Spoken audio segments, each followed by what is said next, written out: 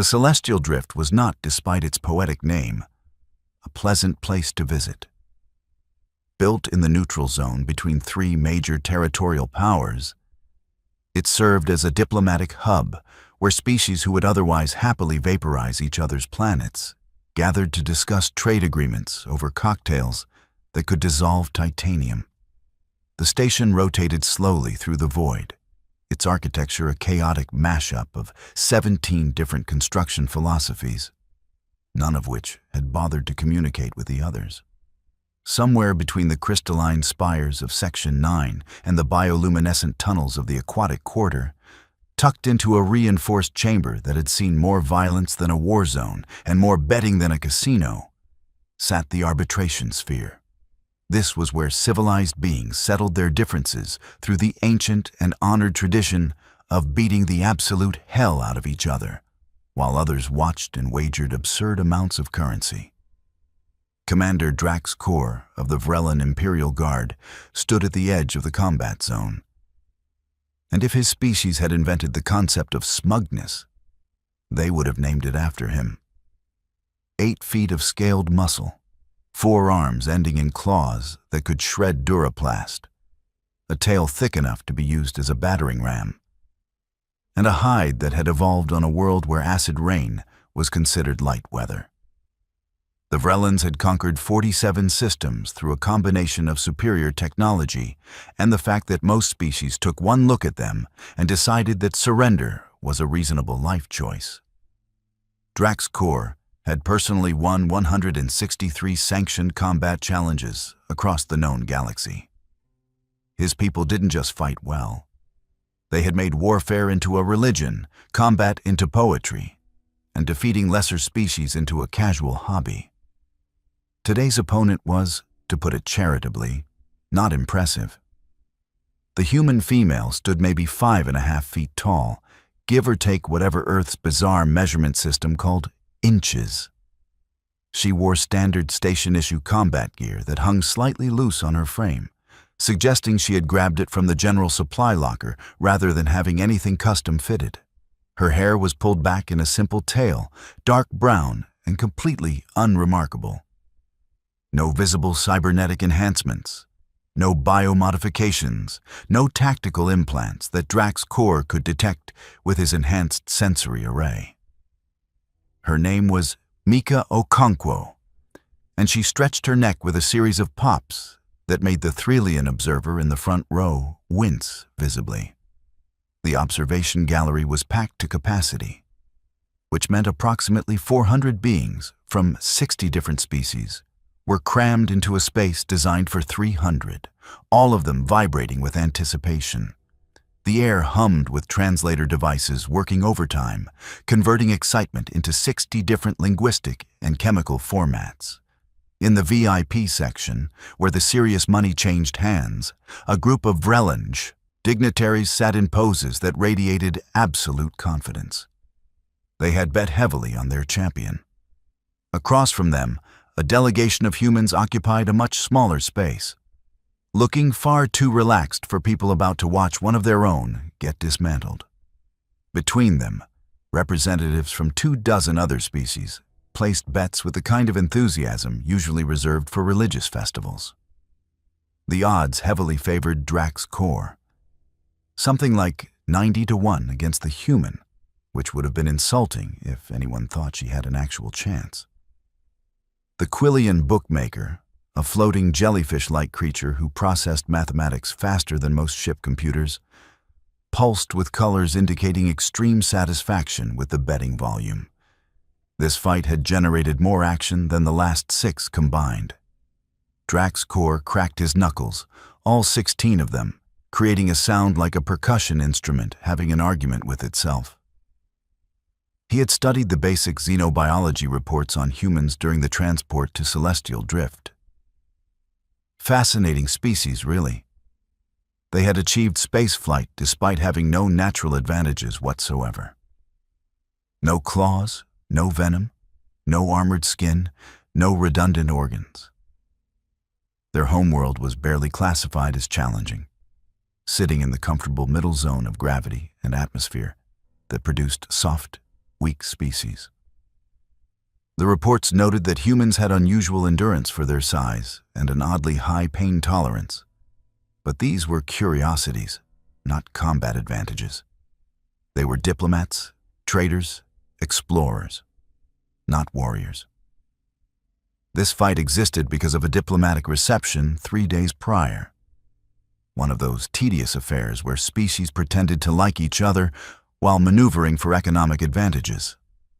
Drax Kor had been holding court near the buffet table, regaling a group of admirers with tales of his victories, when the subject of human fragility came up. "They break so easily," he had said, sampling something that tasted like spiced metal. "I have seen the anatomical scans. Their bones are hollow, practically. Their skin tears from minor impacts. They have one heart, one liver, one brain. Catastrophic design flaws." A human trade representative, this Mika person, had been standing nearby. She had turned with a smile that should have been a warning, but registered as mere politeness. "Hollow bones are actually just for birds," she had said pleasantly. "Our bones are solid. Well, mostly solid. There is some spongy stuff in the middle, but it is pretty hard to break them." "Semantics." Drax Kor had waved a dismissive claw. "The point stands.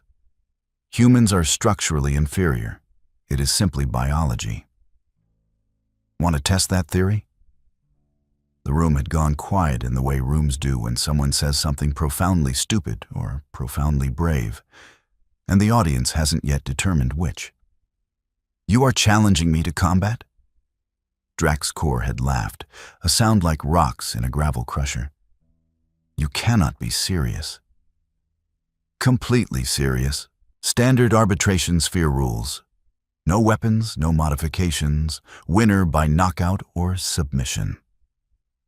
She had sipped her drink, something blue that definitely wasn't from Earth.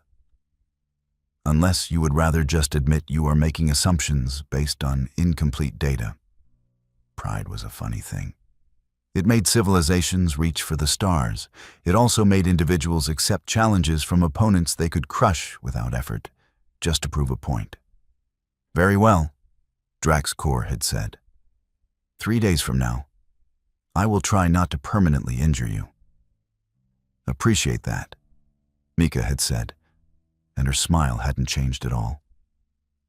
Now, standing in the arbitration sphere with hundreds of eyes and optical sensors focused on them, Drax Kor felt the same comfortable confidence he felt before every fight. This would be educational for the human, a learning experience about the realities of galactic hierarchy and the importance of knowing one's limitations. The Arbiter, a crystalline being who existed partially out of phase with standard reality and found physical violence both fascinating and incomprehensible, manifested in the center of the combat zone. "Combatants," it chimed, its voice translating as pure mathematical concepts that everyone's brains helpfully converted to language. "You have agreed to standard arbitration rules. No lethal force. No permanent maiming. Fight ends on knockout, submission, or medical intervention. Energy barriers will contain the combat zone. Medical drones are standing by. Do you understand these terms?" "Understood," Drax Kor rumbled. "Crystal clear," Mika said. "Then let us begin whenever you achieve mutual readiness for violence." The Arbiter phased out, leaving them alone in the sphere. Energy barriers hummed to life, containing the fighting space in a dome of hard light that could withstand starship weapons. Probably overkill for this match. But regulations were regulations. Drax Kor dropped into a combat stance, weight distributed across all 4 limbs, tail coiled for balance or striking. The fighting claw position, classic Vrellan technique, devastating against opponents of any size. Mika rolled her shoulders, bounced lightly on her feet, and raised her hands in a guard position that looked almost casual. The crowd leaned forward collectively, And somewhere in the betting section, last-minute wagers flew at speeds that violated several laws of physics. Drax Core struck first, because he always struck first.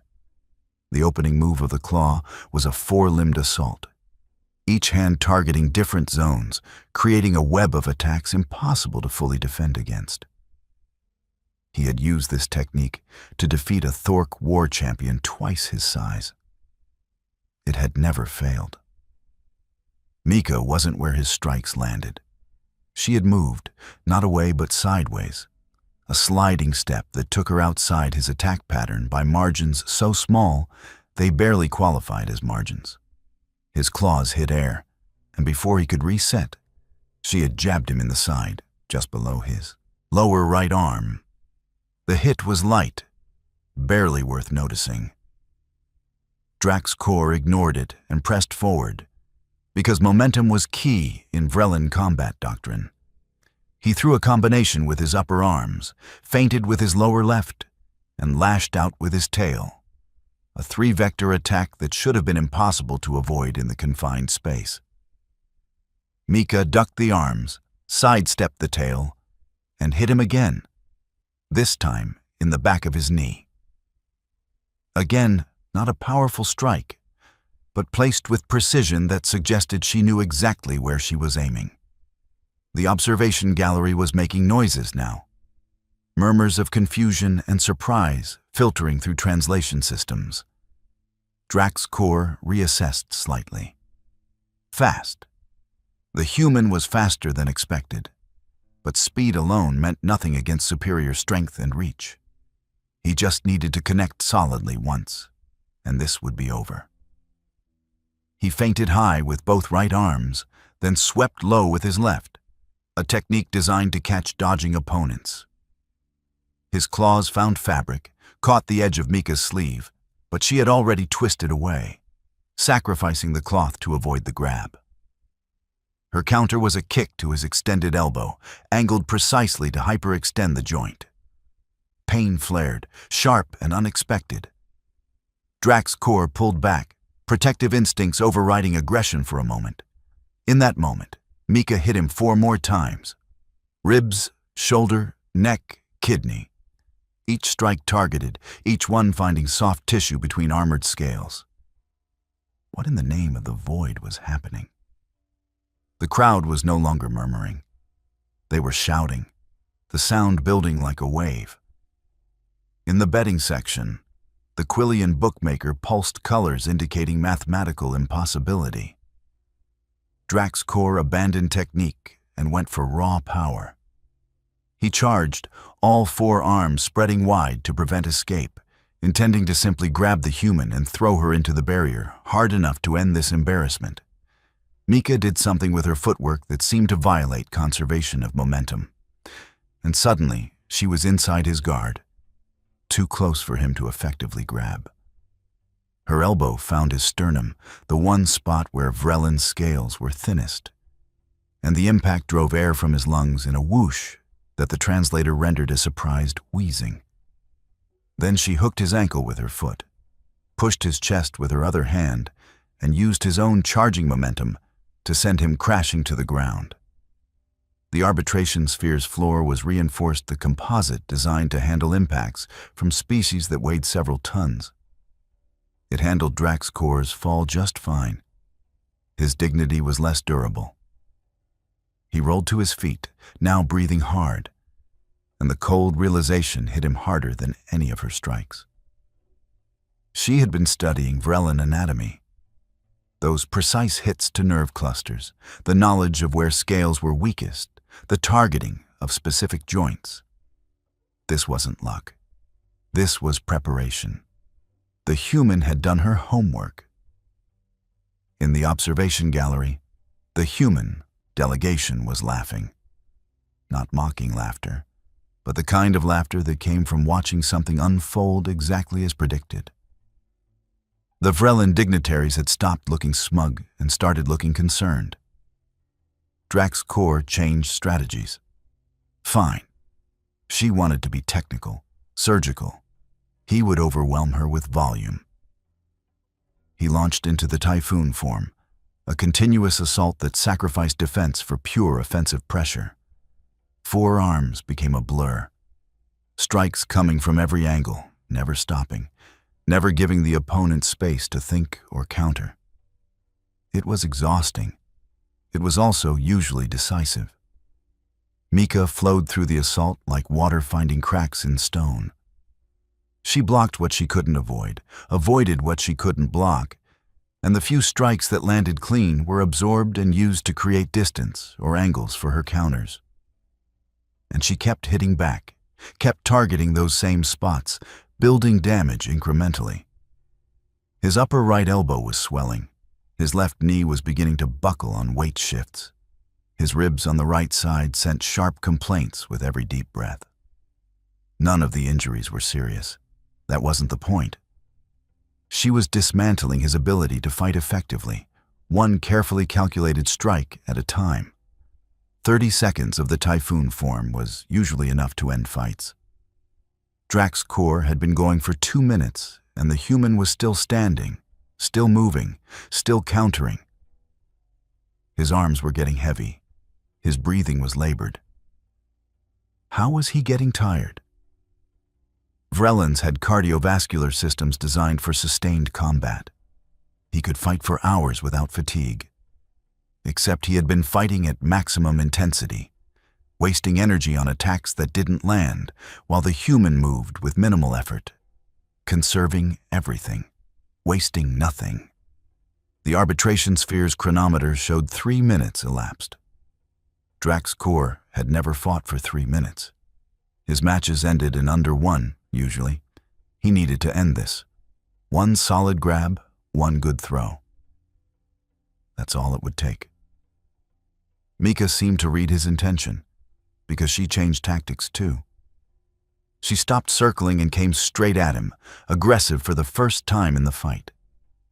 She threw a combination at his head, forcing his upper arms up to block, then dropped low and swept his legs with a movement that belonged to no Vrelin combat database. He went down again, this time less gracefully. His tail scraped against the floor, his back hit hard, and before he could react, the human was on him. She had his upper right arm locked in some kind of joint manipulation that sent pain screaming through his shoulder. His lower arms tried to grab her, but she had positioned herself at an angle where his leverage was terrible. Her legs were doing something complicated with his lower body that prevented him from rolling or generating the power to throw her off.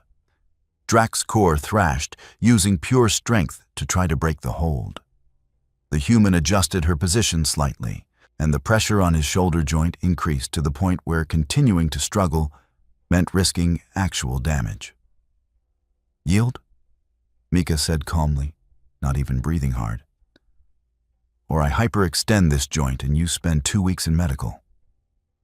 Pride warred with pragmatism. Pride was very loud, very insistent. Pragmatism pointed out that his shoulder was making sounds joints should not make. He started, then stopped because admitting defeat hurt worse than the joint lock. The human increased pressure slightly. The pain clarified his priorities wonderfully. "I yield," Drax's core gasped, and the words tasted like ashes and humiliation. Mika released the hold immediately and rolled away, coming to her feet in a smooth motion. She offered a hand to help him up, which was either generous or the most devastating insult imaginable. Drax's core stared at the offered hand for a moment, then accepted it, letting her help pull him to his feet despite the fact that she probably weighed a third of what he did. The observation gallery had gone completely insane. Beings were making their species equivalent of shocked sounds in 60 different formats.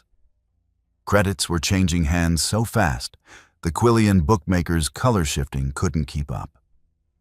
The human delegation was on their feet cheering. The Vrelin dignitaries looked like they had just watched their fundamental understanding of the universe collapse. The arbiter phased back into reality, chiming with tones that suggested it found this outcome statistically fascinating. "Victory to the human, Mika Okonkwo, by submission," it announced. Combat duration: 4 minutes and 17 seconds. Medical drones will now attend to injuries. Drax Kor stood there, dripping sweat and trying to process what had happened. His shoulder throbbed. His knee was angry. His ribs had filed formal complaints with his nervous system. "Good fight," Mika said, extending her hand again, this time for a shake. Drax Kor took it automatically, his brain still catching up to current events. Her grip was firm but not challenging, professional rather than gloating. "How?" he asked, because he needed to understand. "You are smaller, lighter, structurally weaker." "Yeah, we get that a lot," Mika said, releasing his hand. "Turns out when you spend your entire evolutionary history being the weakest thing in your environment, you get really, really good at fighting things bigger and stronger than you. Also, I have a 3rd-degree black belt in judo, trained in Muay Thai for 6 years, and spent the last 3 months studying Vrelin combat techniques and anatomy." 3 months, Drax Kor repeated numbly. "Your people's martial arts academy streams training videos publicly. Very educational." She grinned. "Appreciate the overconfidence, though. Made my job easier." The medical drones arrived, hovering around Drax Kor with scanners extended. One of them chimed helpfully to inform him that he had suffered no permanent damage but should avoid strenuous combat for approximately 2 weeks. 2 weeks. He would need 2 weeks to recover from a fight with a human who looked like she could be knocked over by a strong breeze. The energy barriers dropped, and beings began filtering out of the observation gallery, most of them loudly discussing what they had just witnessed. The Quillian bookmaker was surrounded by winners collecting their earnings and losers demanding recounts. In the VIP section, the lead Vrelin dignitary approached, his expression carefully neutral in the way that indicated internal screaming. "Commander Drax Kor," he said formally. "That was educational." "Ambassador Trelvox?" Drax Kor acknowledged, trying to salvage whatever dignity remained. "I apologize for the loss. I underestimated the opponent." "Clearly." The ambassador paused. "The human delegation has requested a meeting.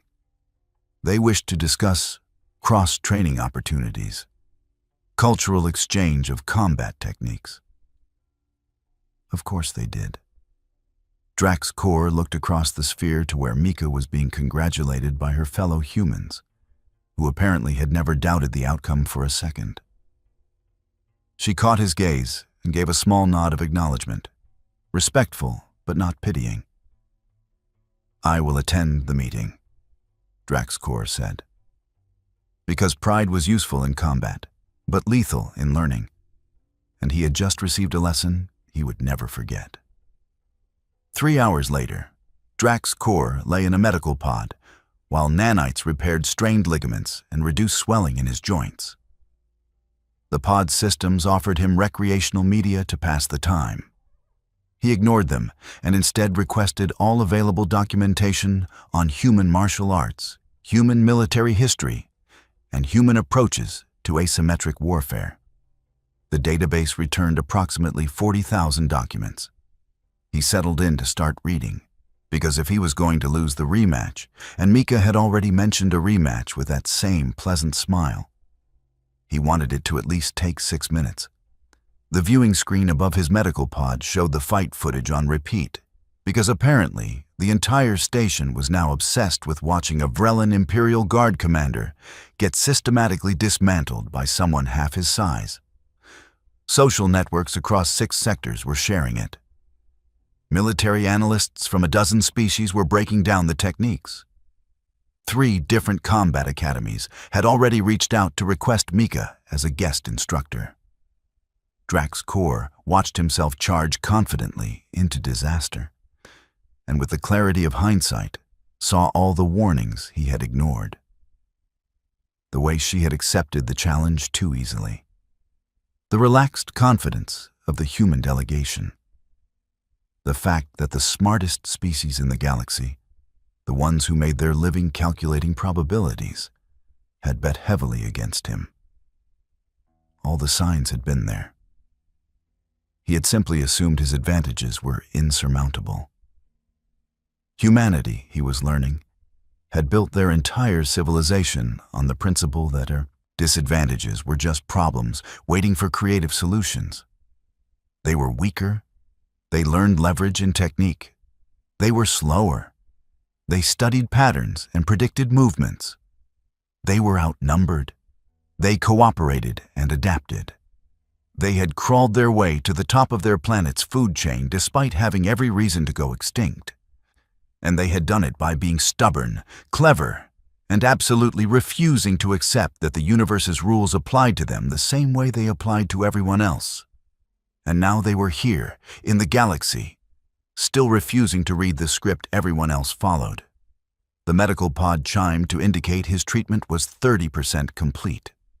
Drax Core pulled up the first document in the Human Martial Arts database and began reading about something called Brazilian Jiu-Jitsu, which apparently was specifically designed for smaller, weaker practitioners to defeat larger, stronger opponents. Of course it was.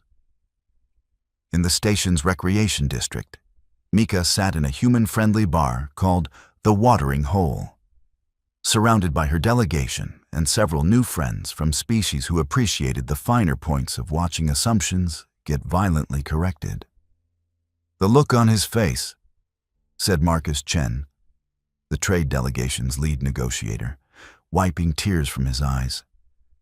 "When you got that armbar locked in, I have never seen someone so confused about basic physics." "To be fair," Mika said, nursing something that approximated beer if beer was made by aliens who had only heard beer described once. "He fought well. Good technique, excellent instincts.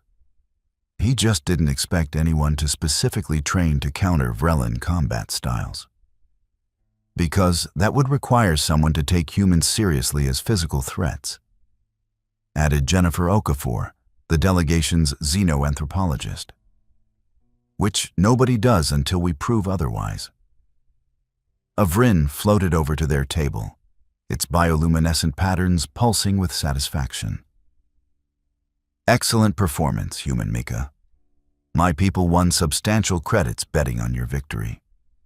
We wish to express our gratitude by purchasing your next beverage." "Appreciate it," Mika said. "What made you bet on me?"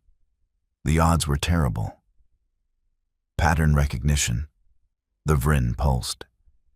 "We analyzed 237 previous human combat encounters across galactic history. Humans rarely accept fights they cannot win. When a human agrees to combat against a physically superior opponent, it indicates preparation and confidence. The Vrellan's arrogance indicated lack of preparation.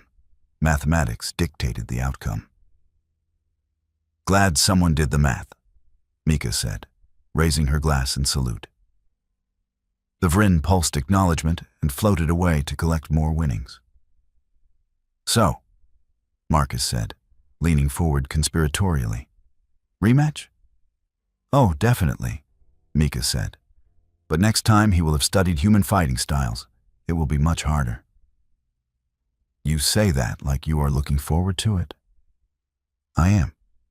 Fighting someone who underestimates you is easy. Fighting someone who has done their homework and still wants the match?" She grinned. "That is when it gets interesting." Jennifer laughed. "You know what the best part of this is? Every species on this station just learned that humans are not to be dismissed. Diplomatic negotiations are going to be very different from now on." "That was kind of the point," Marcus said. "Sometimes the best trade agreement comes after you have punched someone in the face, metaphorically, or in this case, literally." They clinked glasses, toasting to successful diplomacy through superior application of joint logs. Across the station, in a dozen different quarters and 100 different conversations, The galaxy was slowly adjusting to a new reality. The humans were no longer the amusing newcomers, the soft species who had stumbled into the cosmos and would need protecting from its harsher elements. They were survivors, adapters, students of violence who treated every disadvantage as a puzzle to be solved. They were the species who had looked at the predators of their world and decided that being prey was optional. And now they were here, among the stars, still refusing to stay down, still finding ways to win fights they had no business winning. The celestial drift rotated slowly through the void, its lights gleaming against the darkness. And if you listened carefully, you could hear the sound of fundamental assumptions being revised at speed. Drax Kor finished his first document on human martial arts and moved to the second, taking notes with the dedication of someone who had just learned a very expensive lesson. His shoulder throbbed in time with his reading, a physical reminder that pride and preparation rarely occupied the same space. He had challenged the human girl to combat, expecting an easy victory and a good story. Instead, he had woken up asking who won, and learned that sometimes the scariest question was not whether you could win, but whether you had bothered to find out if you could lose. The answer, as 4 minutes and 17 seconds of footage would forever remind him, was yes.